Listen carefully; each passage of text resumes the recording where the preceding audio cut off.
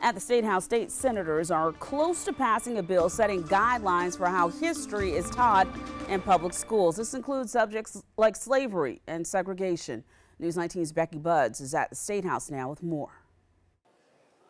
Supporters say the bill is proactive and clears up existing state law. However, opponents argue it's a solution in search of a problem.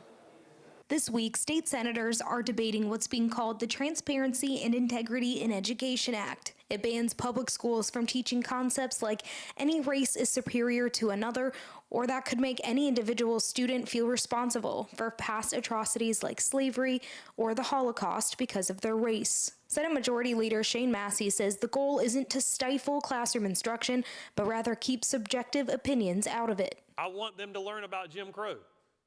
I want them to learn about slavery. I want them to learn about the Holocaust. I want them to learn about all those things that happened in the past. Now, I don't want them to be blamed for them. It also creates an appeal process for parents to raise objections about books at school, whether in the classroom or in a library, that they think are inappropriate for a child.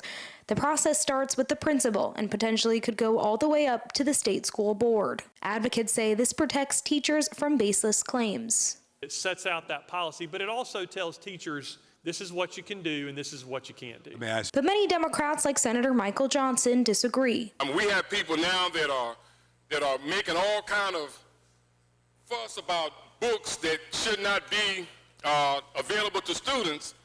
But from what I'm told, a lot of these folks who are making all that fuss haven't even read the books. Under the proposal, teachers would be required to post classroom textbooks and other materials.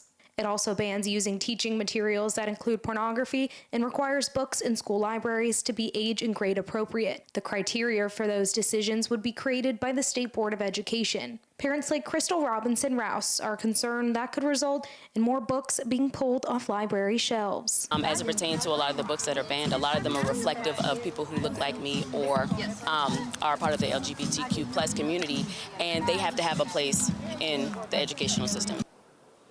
If the House agrees with the Senate's changes, the bill heads to the governor's desk. If they don't, the bill is likely headed to a conference committee so the two chambers can work out a compromise. Reporting at the State House, Becky Buds, News 19 WLTX.